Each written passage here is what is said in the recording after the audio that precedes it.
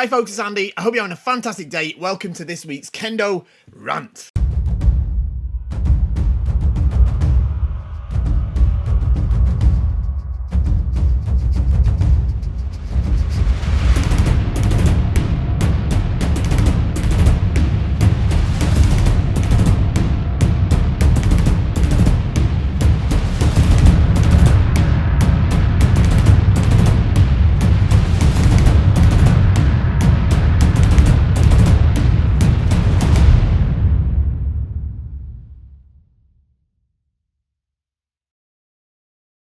Okay, here we are again for another week of amazing questions. Thank you so much for sending these in to me. Today, these have come from a variety of sources, some from YouTube comments, others, the majority really, from the Kendo Show Early Access group. That's a Facebook group on Facebook, obviously. There's free to join. There's a link in the description down below. It's a great place to be. There's, you know, a good number of people in there. It's a massive it's a massive community, to be honest, where you can ask questions for this show, and you get to see videos before they're released anywhere else. It's just great, so join it. Before we jump into these questions though, don't forget to like, share, subscribe, you know, all the YouTube stuff. I don't need to labour that anymore, do I? I don't think so. But most importantly, support the channel by shopping at KendoStar.com. That's my website that sells the best kendo equipment in the galaxy. Of course, I would say that I own the place, right? So check out our Trustpilot ratings. Ask the people in your dojo. Everyone shops at KendoStar, like everybody. So shop at KendoStar. All right, let's get into these questions. So, right up at the top, here we go. Hey Andy, I do Kendo for 4 months. Where I live in Germany, you can participate in a grading every 3 months. I wasn't allowed to do a grading yet because I haven't received the Kendo pass. I think that means like a, you know, like a membership of your federation sort of thing. Would you think it's far of me to ask if I could skip the 6th queue and go to the 5th queue since I've been doing it for a long enough time? I don't know. You can ask the question, right? The thing is the I do know that in Germany, yeah, you have a grading every 3 months, like you say, or whatever. And I do. If I remember correctly, if I understand things correctly, you do have to progress through every single Q rank before you're able to try out for your Dan ranks. So I'm not sure on that one. You'd have to ask. I'd be prepared. If I'm honest with you, I'd be prepared for the answer to be no. So yeah. Just see what they say though. Never know. We don't do it like that in my country. They don't do it like that in Japan. So it's a bit hard for me to sort of say. When I say they don't do it like that in Japan, I mean like for little kids they tend to, but for adults they certainly don't. Next one. Hi Andy, I had a quick question regarding the door chichikao on the inside of the door in the middle, like on the Kamui set from KendoStar. Is it a function to hang up the door? Also, if it's been worn out, it's broken in half on a club member's door, how can it be replaced? Okay, let me get one so I can show what this is. Oof, okay, so here's one of my door, one of my many door. Got too many. So what you're talking about here is this leather loop here, right? This one here. Yeah, I mean it's originally there as a function so that you can tie the whole. There's a way to tie the whole borgu up, put the himo through there, and then you can hang the whole borgu set up, including the door, using this this hoop to do that. The thing is about it though is if it gets broken, the problem is it's attached via the door toji himo. That's these leather this leather thread here that attaches the door mune to the door die. Right, the mune is the chest protector, the door die is the hard bit that protects your body. So it's not so easy to fix. It's not easy to replace without sort of redoing that. It's quite a big. It's not a massive job. It's possible, certainly possible. The question becomes as to whether it's worth it, because you know that that hoop doesn't provide that much of an important function for the most part. And you're going to struggle to find someone that's able to do it, certainly. outside of Japan. So, yeah. Okay, next one. Okay, it's a long one. All right, okay, right. Let's have a look. Hi, Andy. I know you have a lot of... I know you love hot takes. Me? Hot takes? No, I'm the least controversial Kendo YouTuber ever. I just dropped my pen on the floor. Least controversial Kendo YouTuber ever. Surely. Me? Controversy? Hot takes? Never. Don't ask me about Kirotoshi Men, okay? I know you have hot takes. I thought I'd tee you up for one. It's quite common at seminars with Hachidan Hanshi Sensei from Japan for quite a bit of time to be given over to kata. It's also quite common for people to grumble about this. These people tend to make 2 points. Firstly, that Western Kendo would benefit a lot more from focusing on kirikaishi, uchikomi, and kakari-geiko. And secondly, that kata is not usually heavily emphasized in Kendo teaching in Japan. So why is it heavily emphasized in these seminars with Westerners? My broad position is that if you're questioning the teaching methods of multiple Hachidan Hanshi, you are probably going wrong somewhere. But I think it raises an interesting question about methods of teaching and cultivating Kendo in the West versus Japan. We don't often get to hear high-level sensei's views on the subject, but it's definitely something the ZNKR thinks about. It'll be interesting to hear your thoughts. So the ZNKR is the All Japan Kendo Federation, by the way. It's also called the AJKF, which is the acronym in English. ZNKR stands for Zen Nippon Kendo Renmei, which is the same phrase in Japanese.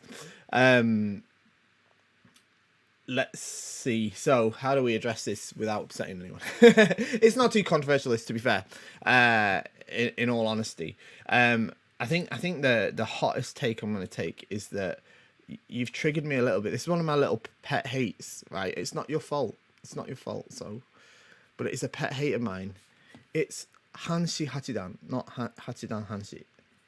Okay, the Shogo goes before the Dai. So that's just it's a pet hate of mine that for some reason really bugs me more than it should. So I'm just going to correct that so I don't get further triggered. Anyway. Okay, so here's the thing, right? In my experience, there's a couple of points here. In my experience of seminars in the UK where we've had the Hanshi from Japan come to teach us, especially... Now, let me clarify. Ones that were sent on behalf of the All Japan Kendo Federation, because that's different to them coming privately for a start, okay?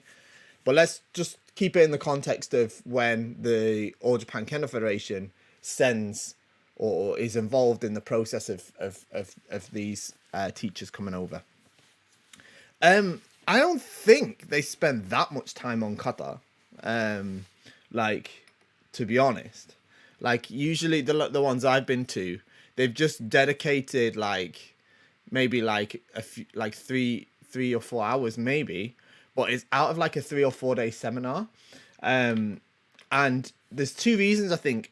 One is that I think the impression is that you don't often get the chance to learn from the senseis like that, so they want to give a good broad curriculum of subjects to cover during the seminar, and they want to make sure that the kata is transmitted correctly, because there's a lot of incorrectly communicated kata around the world, let's put it that way.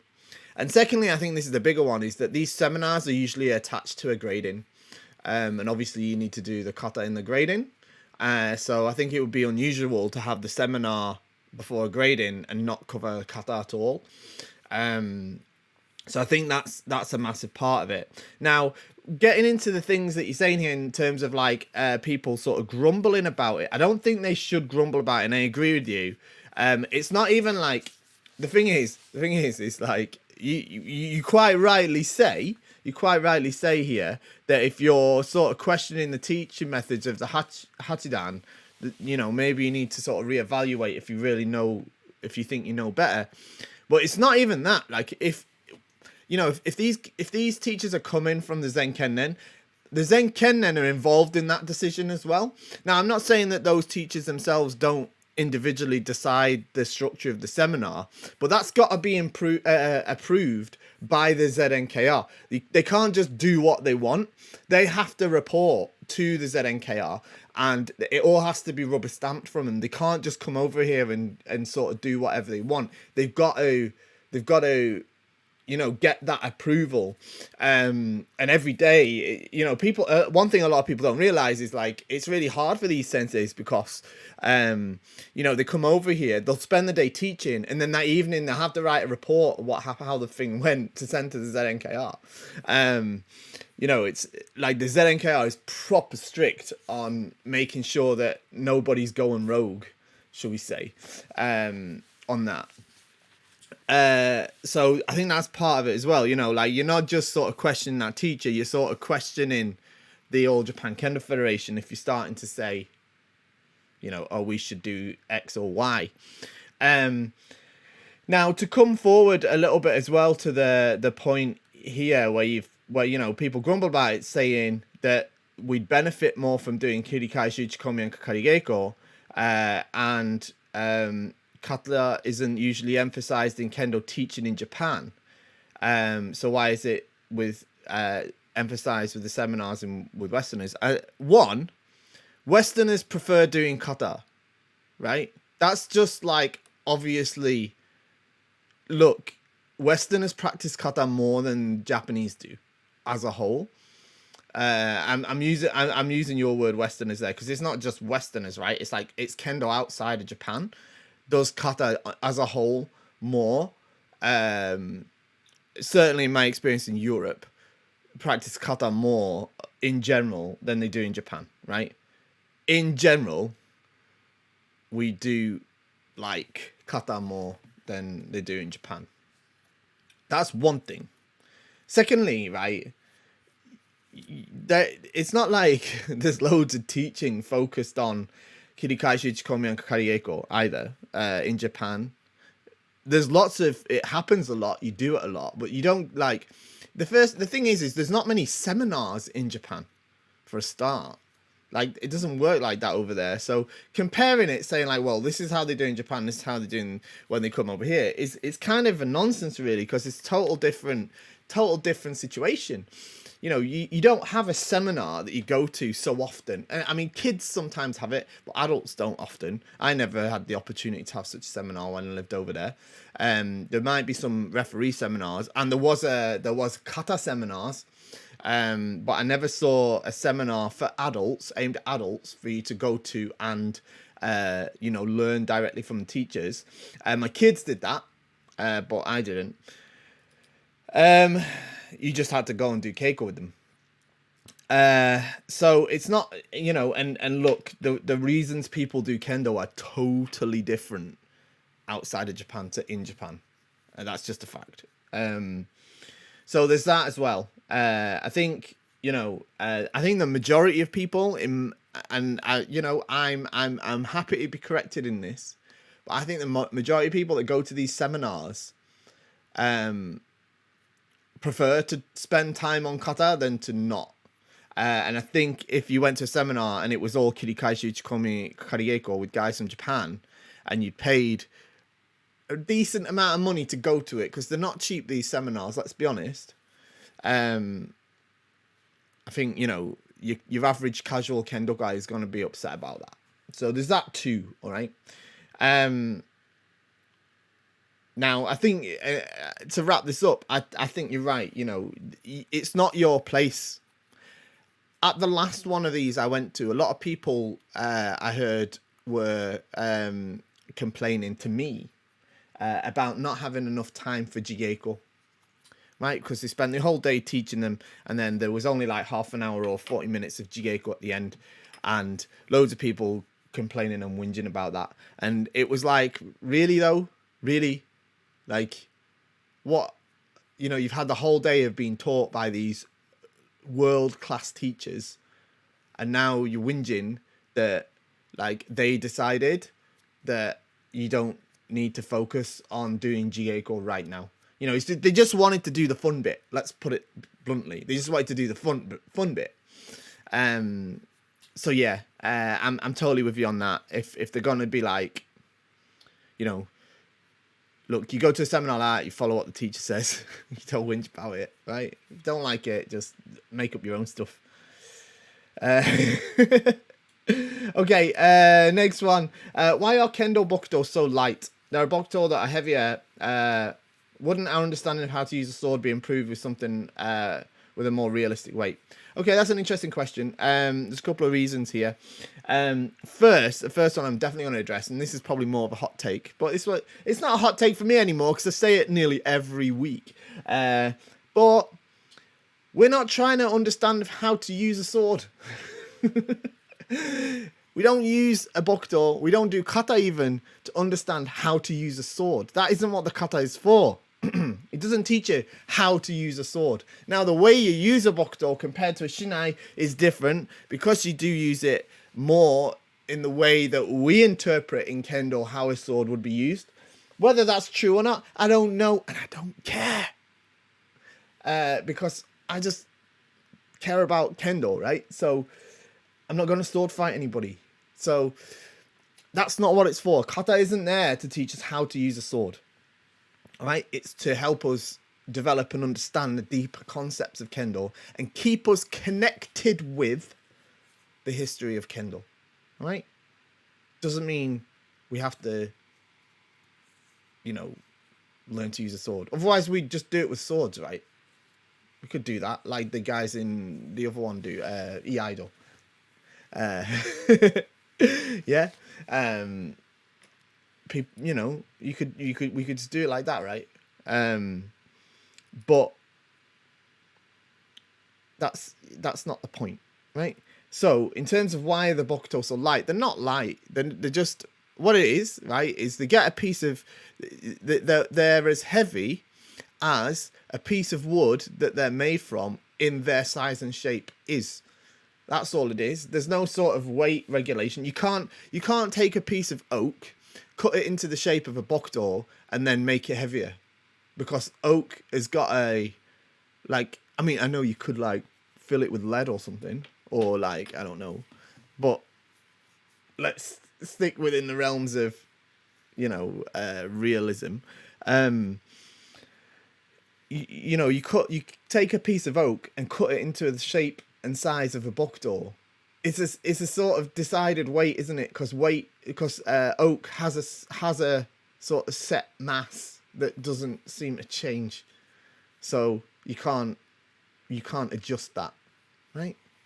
So you could make it thicker, and then it's not a bokuto, is it? It's not a Kendo bokuto anyway. So if you wanted to use a heavier one, you have to use a heavier wood. The problem is the heavier woods are rarer and more expensive. The ones that can stand up to being used in kata. So there's nothing stopping you doing that, but they're hard to come by. So that's why they're the weight that they are. It's not that someone said, right, let's make them, whatever they weigh. They just turn out that weight. Okay. So, next. If someone were to visit a dojo that they've left physically, perhaps due to moving in another city and country, if they visit the future, visit the future, that'd be good. If they visit in the future, what sekken should they bring with them? I've got to stop missing these words out in these sentences. It's been a tough week, all right? It's been a tough week. If I were visiting Japan, I was told to simply bring a zekken with my country as opposed to showing my home dojo. Should I wear my old zekken dojo I'm visiting / used to practice at my current home dojo, just one with my country? So it really depends on the context. Okay? So, yeah, if I generally wear the dojo, wear the zekken that represents where I am practicing most at the time. So, there's clubs in the UK that I used to practice that regularly that I don't practice that so regularly anymore. you know, now I've started a dojo of my own in you know, nearer to where I live. So when I go there, I'll either wear one from my current dojo, or I would do that normally if I was sort of not in the situation I'm in. I've got a bit of a different situation in that I usually wear a KendoStar Zekken, you know, when I'm outside of my home dojo anyway, because it's the best place to buy Kendo equipment, in case you didn't know. Anyway, but if it wasn't for that, I would be using the Zekken from my home dojo when visiting other dojos, so people know which dojo I'm at, okay, or which I'm from. That's what I do there. If I go to Japan, though, I'm not going to wear my home dojo one because it wouldn't make a lot of sense to a lot of people. The point is the point of it, right? It's not to show allegiance so much as to help the people around you and practicing with you to identify you. Okay, so to identify who you are and where you're from. Okay, so in Japan, if I went back to Japan now, I'm gonna just wear one that says my country on it, in Japanese, and my name, for the time being. If I was there for a sort of extended period, and I was mainly doing, like, my dojo in Japan is in Fukuoka, so if I was to, like, practice in Fukuoka for an extended period, then I'd probably switch to a Zekken that says Fukuoka, especially if I was to then travel to a different place. That's you know, when I lived in Japan, that's what I used to do. So I might do that, but probably these days I'd probably just wear one that says, like, Eikoku, which is Great Britain. To be honest. Just because that would be easier for everybody, you know, wherever I went, everyone would know then that I'm from the UK. It just make it straightforward and easy. So yeah, that's probably what I would do in that regard. Hope that answers that. Next one. Hello, Fish Sensei. Due to professional reasons, I'll move to a place where there's no dojo. What type of solo training should I perform in order to retain my admittable low level during these solo exercises? Is it advisable to wear Borga? How do you store a Borga for long, more than 12 months time? Thank you. Okay, so it's quite tough. You don't need to wear the Borga if you practice on your own. I recommend that you just follow my videos. Follow the Zero to Shodan stuff, and follow a lot of the stuff that we put out through lockdown. There's a couple of, like, Suburi along videos, so videos where you can do Suburi along with me on the video, and there's a couple of online Keiko sessions that I did, which are like they're quite long. They're like an hour long Keiko session. And it's mainly Suburi. It's solo practice, and they were filmed live, but you can follow. They're still up there on the channel, so you could follow along with them. I'd recommend just doing that as often as you can. All right, I think that is the best bet for you. Just try to listen as closely to everything that I'm saying and try to follow as much as you can. About storing your Borga, keep it out of anywhere that's damp. If you have to store it in a bag, in a Borga bag, then just make sure it doesn't get damp, and because it's going to mold if you do that. And what I'd recommend is every few weeks, probably take it out and just give it a little bit of a clean if it needs it, just to check. That's the best thing you can do, to be honest. I hope that makes sense, and I wish you all the best of luck with it. Hey Fish Sensei, I'm about to volunteer for a junior Kendo Shiai, doing such things as timekeeping, score tracking, etc. This is my first time doing something like this. Great. Do you have any tips on how these things go, proper etiquette, how I should be dressed, etc.? Just anything I need to know beforehand. Very excited, so I don't want to mess up. Okay, so just the main thing here is it really depends on the organization of the tournament, how they're going to do everything. So what you need to do, the best thing to do is just go there with a pretty open mind, but be willing to help as much as you can. Listen to the people that are telling you what to do, and try and follow along as closely as possible. All right. There's nothing major you need to worry about or anything like that. in terms of how you dress, most people just wear the regular clothes. Outside of Japan, you can just wear your normal clothes. And I say that because, like, in Japan, it's like they use, like, at most, like, adult Shiai, they'll use like kids to do that sort of thing, like high school kids or junior high school kids, and they'll have to wear the school uniform. Yeah, you can usually just wear your normal clothes and stuff. Don't look scruffy though. Yeah, just put a little bit of effort in. I think it would be nice. And otherwise, just follow along. And if you don't know something, ask. Just ask. Just ask somebody. Excuse me, how do I do this? What should I do here? What's the correct thing to do this way? And they'll guide you. All right. So yeah, that's basically it. If you're doing timekeeping, the only thing I'd say if you're doing timekeeping is one thing that for some reason seems to sort of go under the radar. But the point of the timekeeper, right, is to keep the time of the Shiai and to inform the Shimpan of what's going on with the time, right? So that means you've got a little flag, yeah? You've got a little flag. And when the time is stopped, you have to hold the flag up. Now, it depends on the tournament how they're organising it, but generally you're supposed to stand up and hold the flag straight up when the time's stopped. Yeah, and then when it starts, you put it down and sit down. That means that when the time's up of the Shiai, when the time's up, you stand up and hold. Oops, not the microphone there. You stand up clearly and hold the flag nice and high. Okay, I'm just going to turn my computer's sound off there because I'm getting email notifications. You're all probably checking your phones like, did I just go?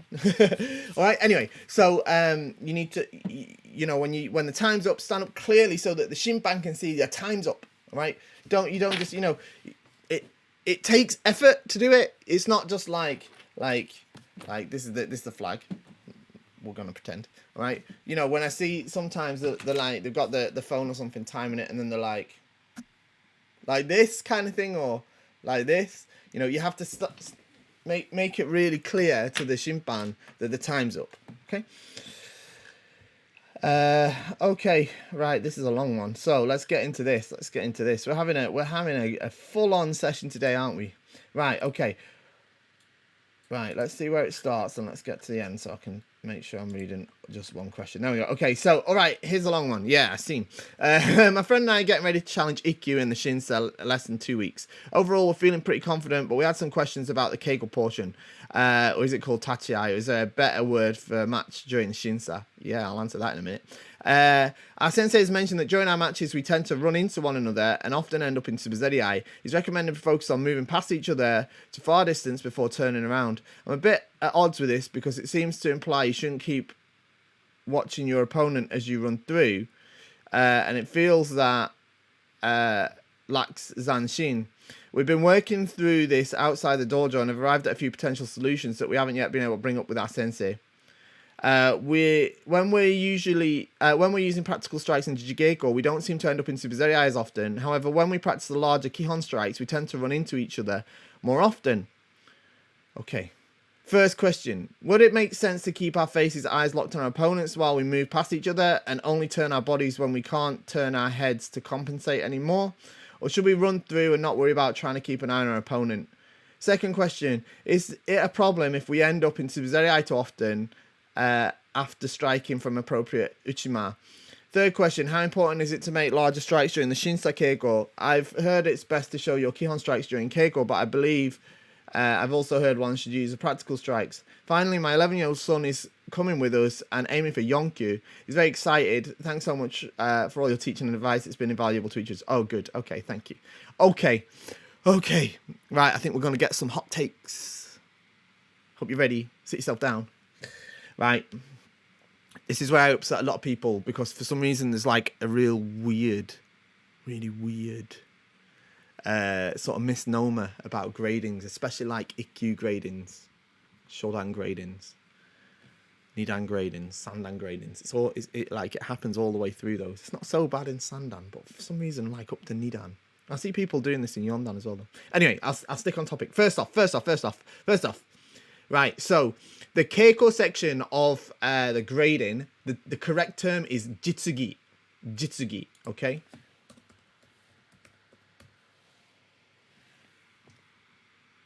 Jitsugi, okay? That's the correct term, right? But people say keiko, people say tachiai. Tachiai is any time you do kendo with another person, basically.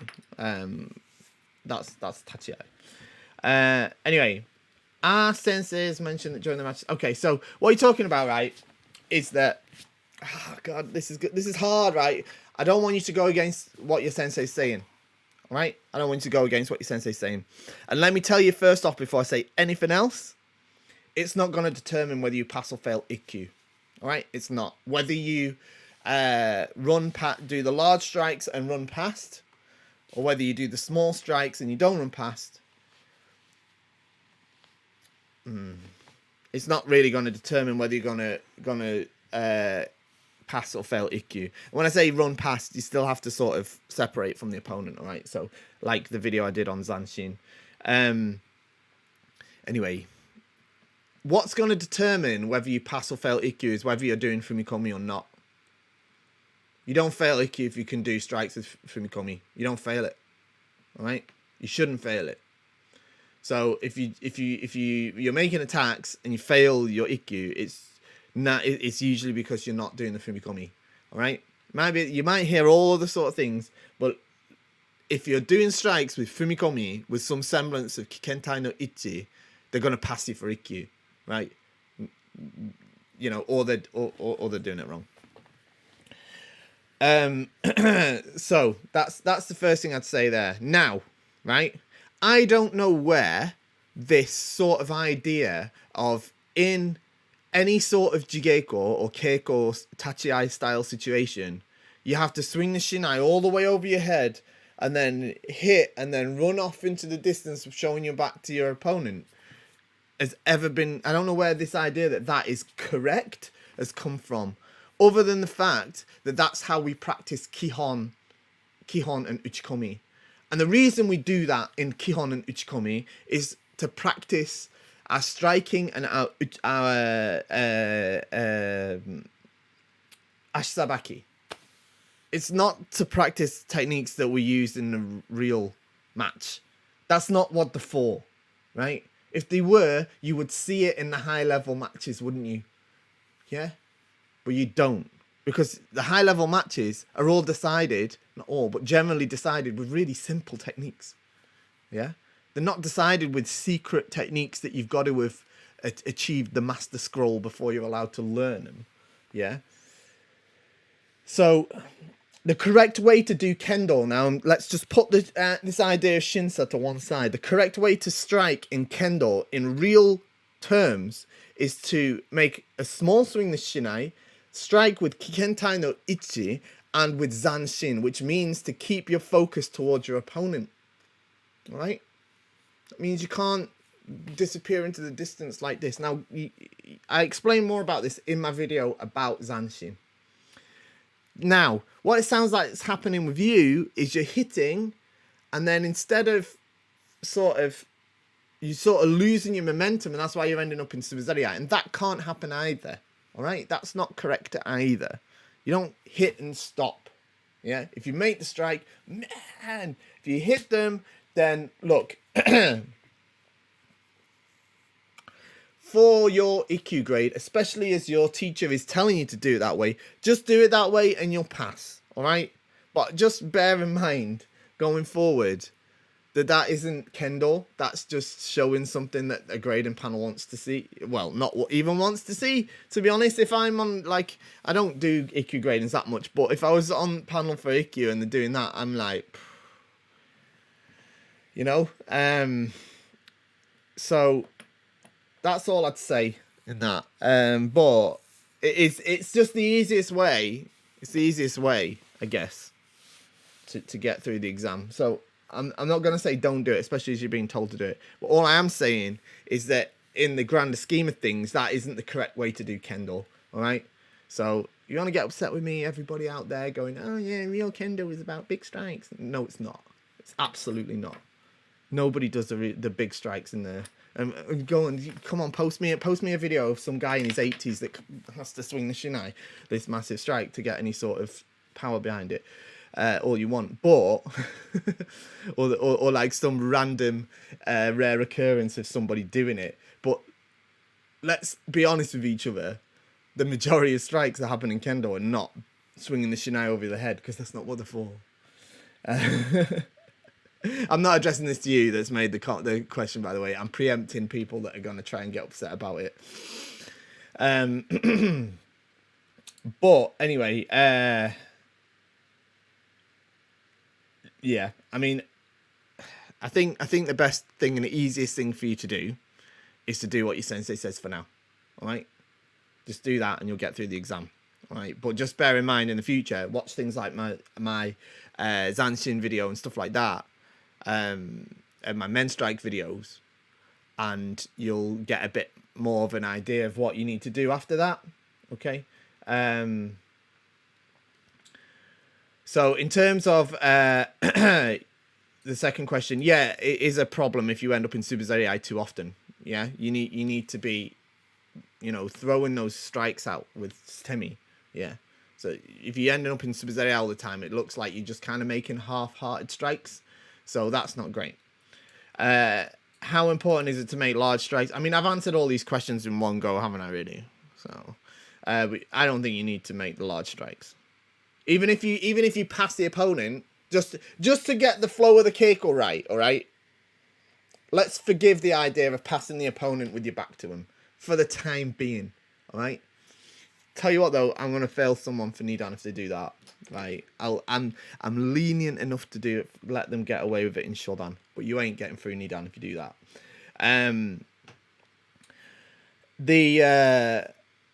But yeah, you don't need to swing this. It's not gonna land. They're gonna see it coming a mile away, and it's just a pantomime if you're both doing it together, Anyway, follow what your sensei says more than anything. And great about your 11-year-old son. I wish him all the best. I'm sure we'll smash Yonku. All right, so good luck with that.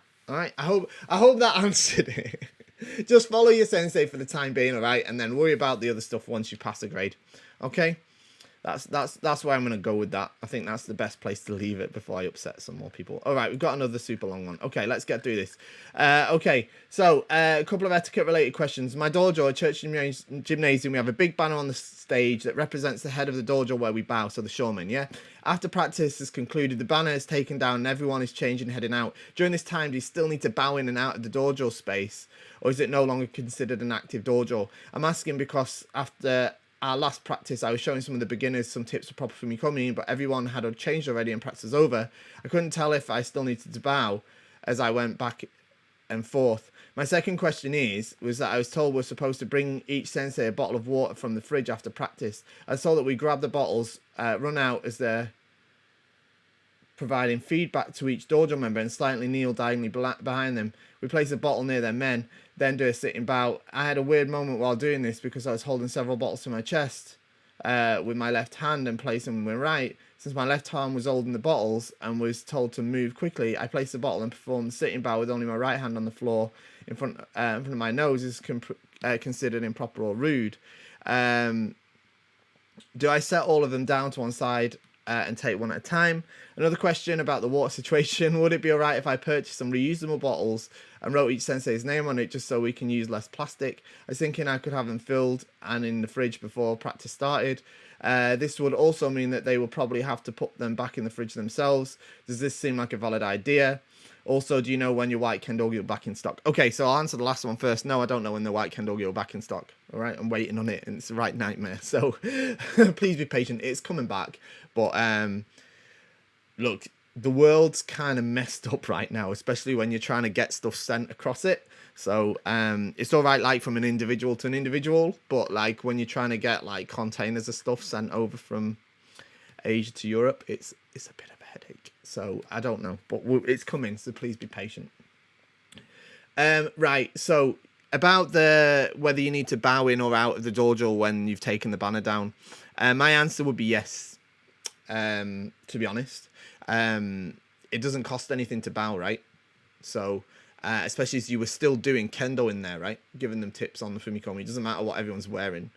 For me, my hall where we do Kendo is a school gymnasium, an assembly hall, at a primary school, but it's also my dojo. So we don't have anything to hang on the wall. But if I was to go there outside of class time, for whatever reason, I'd still bow to enter and leave. In Japan, where my kids were doing Kendo, where they're and the dojo I was part of actually, where I was teaching at, their dojo was the school gymnasium. So, and it was the school my kids went to. So for my kids, it was where they did their PE classes, and in the night time they did Kendo there.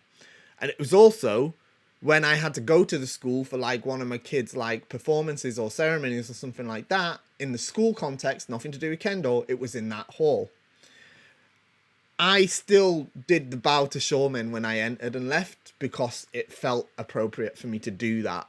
I couldn't just walk in and out because for me that hall was also a dojo.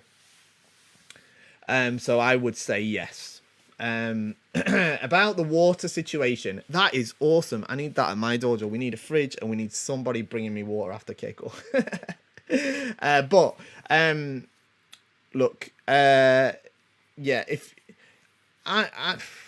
I'm not sure that the sort of zade is necessary after you place the water bottle. You know what I mean? If it was me, I'd think the more appropriate is you carry the water, kneel behind them, pop the water down, and like this kind of day is also okay. Or I don't think you need to do a one-handed zade. I think what I would do is if you've just got one, put one, and then you could do the zade if you want, or you could just if you're still holding some, put one down, and you could do sort of a normal day from the hips without sort of doing that. Whilst holding the water bottles. No one's going to understand that you're trying to be rude. No one's going to be like, who do you think you are? Sort of thing. That's probably the most practical situation, especially as you're strapped for time.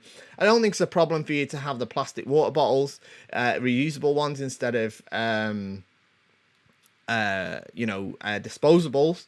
I don't think that's a problem at all. But what I would say is if you're going to dish them out, then what I would do is I would also have someone who's responsible for collecting them at the end.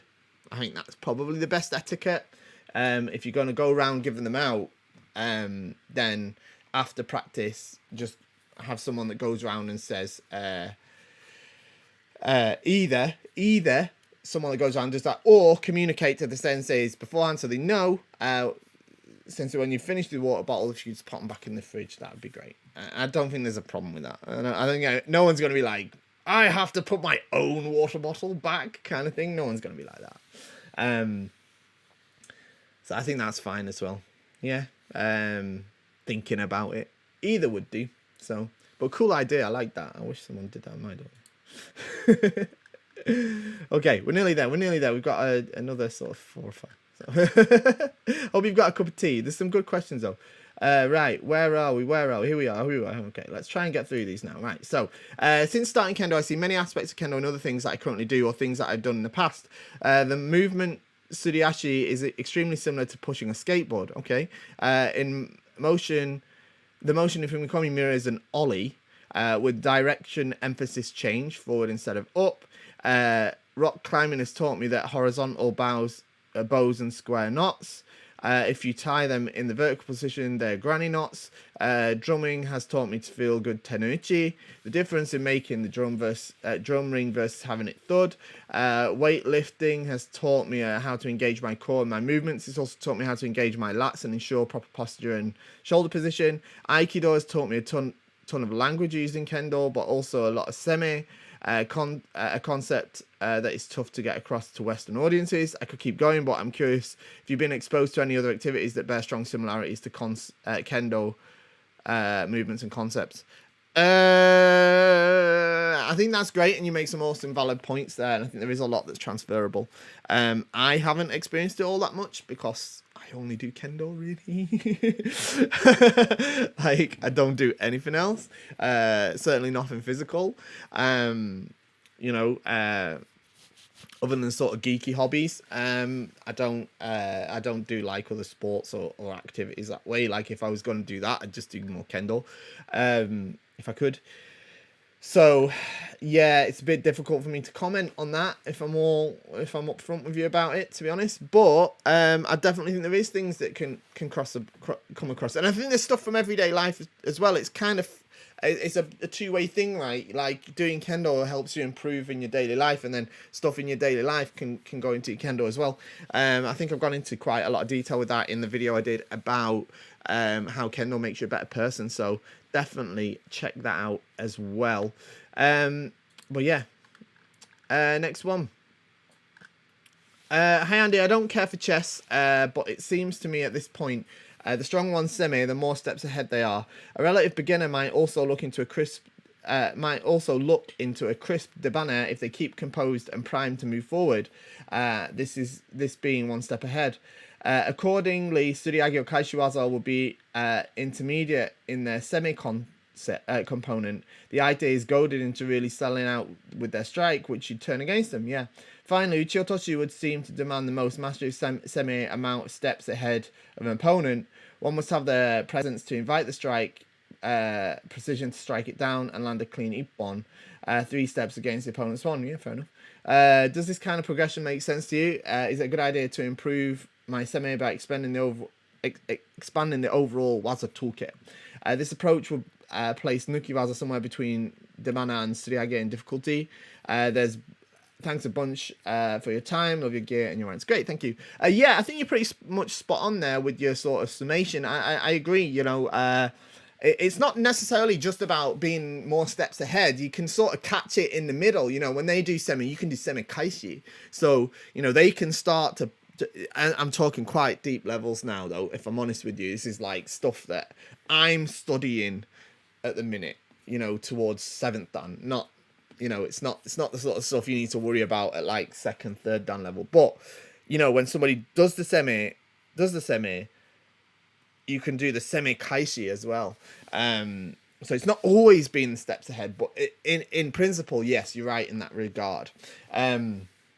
Quite like the way you've described that, actually. I'm not sure Uchiyotoshi is particularly more difficult than like Kaishiwaza or Tsuriyagi-waza. It's, you know, I think you need the same sort of precision and accuracy for them as well. The idea of inviting the strike is the same across all of those. Nukiwaza, I think, is probably the hardest one out of the Ojiwaza, in all honesty. Uchiyotoshi-waza, there's only really 2, right? You've only, men, Uchiyotoshi men or something like that. Is it really going to happen? Do Uchiyotoshi men hardly happens. The main one is Kote Uchiyotoshi men, right? Which is what most people call Aigote men. So the overall idea is the same in terms of how you draw them out. Nukiwaza, I think, is a bit harder. Especially men Nukido. Because it's almost like Debanawaza. It's very much like Debanawaza, actually. It's just the reason it's not Debanawaza is because the strike happens technically a little bit later than... You don't hit them at the moment they start to strike. You do hit them mid-strike. So, yeah. But yeah, no, I agree. I like it. I think you made a good point. And I think it's a good way of putting it. I don't know how it equates to chess, though. Hi Andy, in addition to last week's question on beards, when will we see Kendo RANT being done with a legit mustache?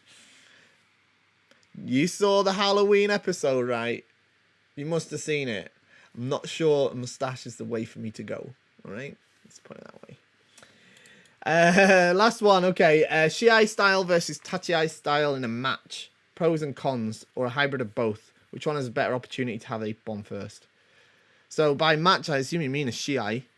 In which case, the thing is, I have a bit of a problem with this sort of Shiai style versus Tachiai style. I don't like that terminology. I don't believe there's Tachiai. Shiai is a Tachiai, by the way. Tachiai is whenever 2 people face off in Kendo. But if you mean like Shinsa style or Graden style, I don't separate those two. I don't believe in Shiai Kendo and Graden Kendo. That's why the best Shiaisha competitors in the world are really high grades as well. Now there's different strategy right? There's different strategy for each one. But the concepts behind them both are the same. The route to achieve Ippon is the same in the Shiai as it is in the grading. Now, the difference is that in the Shiai, you mustn't get hit. You mustn't receive the strike. So, when you make a mistake, you could lose the match, and that's not acceptable. So, you are probably more likely, but it's better to use a strategy that at times wouldn't be appropriate in gradings, because in gradings, if you make a mistake, it's okay. Nobody fails a grading just because they made a mistake. You fail the grading because you were unable to perform the waza that meets the standard, right? But whilst doing that, in the time allotted to do that, if you also make a mistake and you receive a strike, you don't fail. You fail if you're unable to display what's necessary. Whereas in the Shiai, if you make a mistake and you get hit, it's over. So this is why, in a grading, you don't need to care so much about overly, so much defense. Though it's not wrong to defend yourself either. So yeah, I don't like to separate it like that. I don't know if that's another hot take, but don't know. I don't think there's a massive difference between the kendo you should do in the Shiai and the kendo you do in the grading, other than a strategical one, and it's, it's a strategical one, right? It's worked alright for me so far, thinking that way.